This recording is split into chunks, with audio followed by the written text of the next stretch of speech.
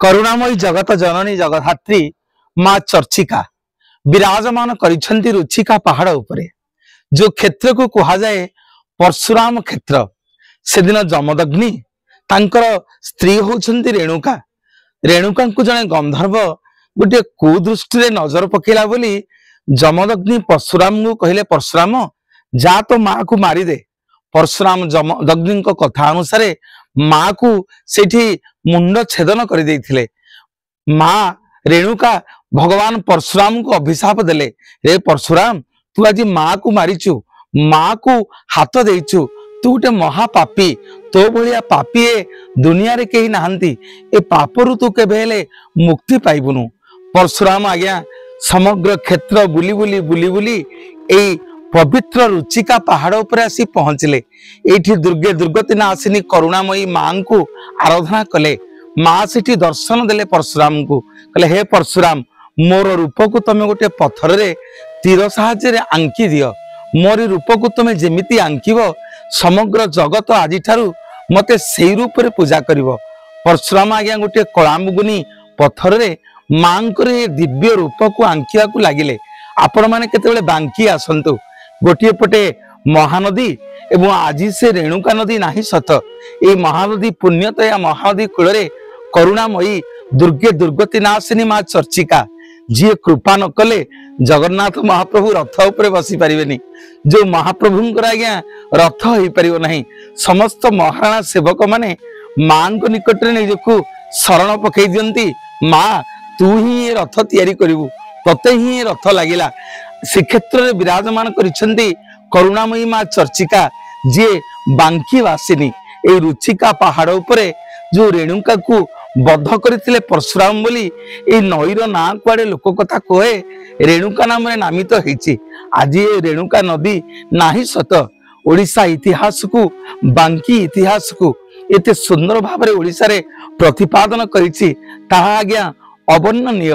काहेकि आना बांकी मो करुणामयी माँ एठी गेलारे गेलारे भक्त माने मां को डाकंती बांकेश्वर बोली।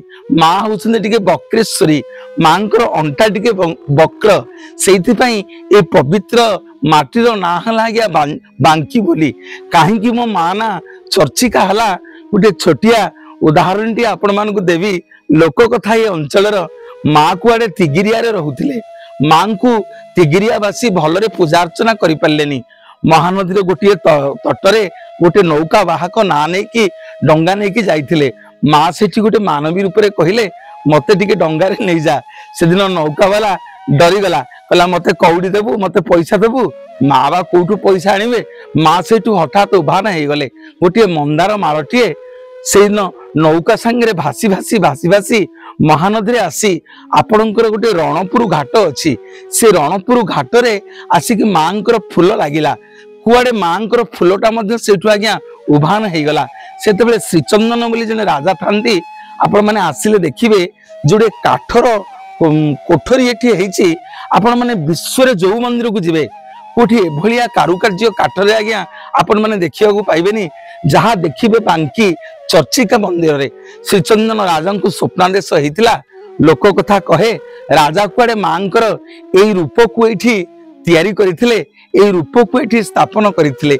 एई होछंती करुणामयी माँ। मो माँ ना भक्त एइथि पई गेल्हारे गेल्हारे चर्चिका बोली रखिछि। माँ मोर सबु बेले चर्चा रे, जेते बेले जेते बेले आपण माने सुनिबे, जेते घटना सुनिबे, माँ सबु बेले चर्चा रे भक्तर मन को आकर्षित करंती बोली भक्त गेल्हारे ना दे देला चर्चिका बोली। केही जने विदेशी रो मनस्कामना पूर्ण करथिले बोली मो माँ ए विशाल पहाच आपण माने देखुचंती। केते बेले आसंतु मो करुणामयी माँ रो ए मंदिर को दशहरा समय हो, चंदन यात्रा समय हो, जन्माष्टमी हो, पणा संक्रांति समय हो, एठी हजार हजार भक्त समस्त भिड़ हुअंती। मां को निकट रे आपण जहाँ मानसिक करिवे, मो माँ को आपण जहाँ मागिवे, माँ एठी अविलंबे पूर्ण करंती मनस्कामना। सेइथि पई ये कृपामयी करुणामयी माँ दिने जाइथिले श्रीक्षेत्र को। प्रत्येक दिन जानती जगन्नाथंकर बड़ सिंहार बेश दर्शन करिया पई, किंतु माँ गोटे दिन गला बेलू महाप्रभुंकर जगमोहन द्वार पड़ जाइछि। जगन्नाथ महाप्रभु सेठी मां को कहले माँ तमे मते दर्शन करि पारलनी, आजिठू मो शांत को मो बड़ पण्डा घरे तमे तारी घरे काम करिवो एवं काम कला परे तमे जो दिन सी जानिबे तमे देवी नुह मानवी से दिन जाइए तुम्हें मुक्ति हब। करुणामयी माँ जाइए बड़ पण्डा घर रहिले गोटे दिन झड़ वर्षा श्रावण मास बड़ पण्डा घर आलुओ लिभिगला। माँ मोर हाथ बढ़े दे जगन्नाथ मंदिर दीपटी आनी बड़ पण्डा घर थोईदे। बड़ पण्डा पाद तले पड़गले माँ कहले माँ तमें देवी ना मानवी ना देवी से दिन माँ उभार हो गले कहले बड़ पण्डा मु हूँ बांकी वासिनी माँ चर्चिका आज तोरी श्रीमंदिर रे शीतला ठाकुराणी ही रही ए सुना कूह को जगिकी रही जो सुना कूहर पानी रे जगन्नाथ वर्ष को थरे स्नान करेंगे। हाँ आज्ञा चर्चिका व्यतीत रथ ही पारिबनी। चर्चिका कृपा नहले महाराणा सेवक माने जगन्नाथ रथ तैयारी करि परिबेनी। एई होछंदी करुणामयी माँ।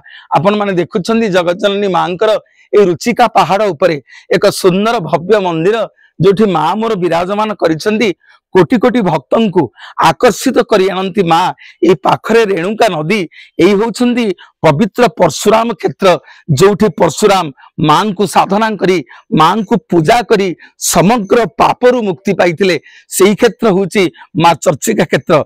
आसंतु केतेबेले माँकर ए पवित्र मंदिर को माँ को दर्शन करिवे। माँकर मुख्य प्रसाद होची चंदन प्रसाद। टिके बड़ पण्डा को कहिवे जहाँ मनस्कामना थिबो बड़ पण्डा को जणैबे माँ को पाखरे टिके माजणा करिवे टिके चंदन प्रसाद पाइबे। मो माँ जहाँ मागिबो आपन को अविलंबे पूरण करिवे। जय जगन्नाथ। जय माँ चर्चिका। जय माँ दुर्गे दुर्गति नाशिनी माँ बांकी वासिनी करुणामयी माँ जगत जननी माँ चर्चिका जगतर मंगल हो माँ। जय जगन्नाथ।